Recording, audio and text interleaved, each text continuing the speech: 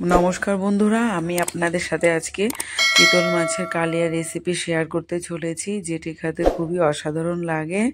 আর আমার চ্যানেলে যদি আপনারা নতুন হয়ে থাকেন, আমার চ্যানেলকে সাবস্ক্রাইব করে পাশে থাকার জন্য অনুরোধ রইল বন্ধুরা। তো চলুন আমি মাছের কালিয়া রেসিপিটি দেখিয়ে দিই।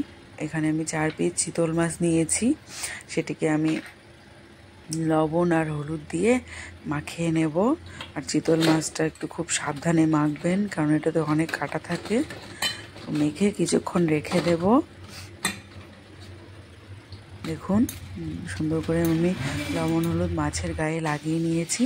আর এদিকে এখানে নিয়েছি একটা টমেটো, একটা পেঁয়াজ, আদা আর শুকনো লঙ্কার গুঁড়ো, জিরে গুঁড়ো আর কাঁচা লঙ্কা ছেঁড়া।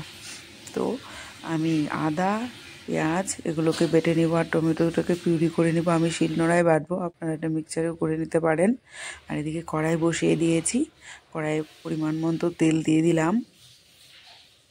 তেল দিয়ে প্রথমে মাছগুলিকে ভেজে নেব। মাছগুলি দিয়ে দিলাম।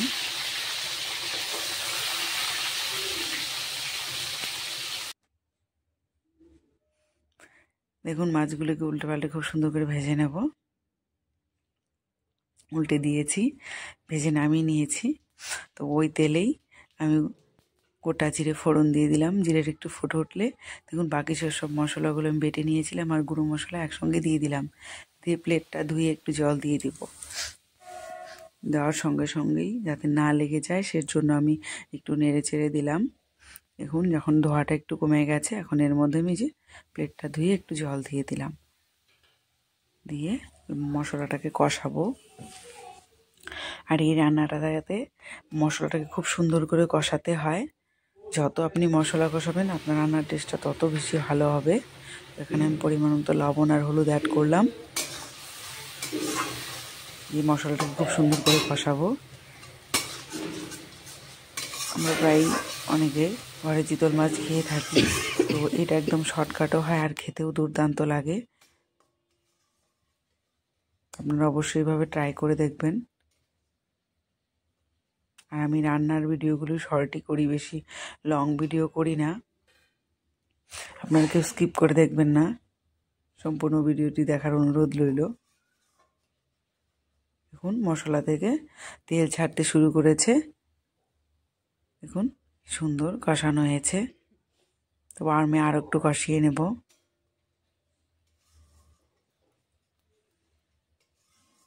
কষানো যতটা ভালো হবে, আমি আগে বলেছি, মানে তরকারিটা তত আরও বেশি স্বাদ হবে। একদম সুন্দর করে কষাচ্ছি। আমি একদম 5-6 মিনিট ধরে কষিয়ে নিয়েছি। এখন এর মধ্যে জল অ্যাড করছি। জলটা একটু কম করেই দিয়েছি, একটু গ্রেভিটা যদি একটু ঘন হয় তাহলে টেস্টটা ভালো লাগে বেশি। আর যেহেতু মাছের পিসও কম, বেশি ঝোল দিয়ে কি করব, অল্প করেই ঝোলটা দিয়েছি। আর একটু ঝোল দিয়ে দিব, কারণ ঝোলটা ফুটবে তারপরে তো নামাবো। দেখুন ঝোলটা আগে ফুটতে দিলাম। খুব ভালো করে ফুটিয়ে নেব কয়েক মিনিট। এখন এর মধ্যে মাছগুলি দিয়ে দিলাম। এক পিস আমি ভাজা রেখেছি, কারণ আমার ছেলে ছোট, ও ঝাল বেশি খেতে পারে না। ঝোলটাকে একটু ফুটিয়ে নিলাম মাছটাকে দিয়ে। এখন এর মধ্যে ধনেপাতা কুচি দিয়ে দিলাম। এতে আমি গরম মশলা ইউজ করব না, ধনেপাতা দিয়ে রান্না করব। বেশি মশলা ইউজও করিনি, কিন্তু খেতে খুব দুর্দান্ত হয়েছিল। একটু ফুটিয়ে নিয়ে এখন আমি গ্যাসের ফ্লেমটা বন্ধ করে ঢেকে রাখলাম কিছুক্ষণ। তারপরে এই যে দেখুন বন্ধুরা নামিয়ে নিয়েছি। দেখুন গ্রেভিটা কি সুন্দর হয়েছে দেখতে। আমার এই ভিডিওটি আপনাদের কেমন লাগলো অবশ্যই কমেন্ট করে জানাবেন।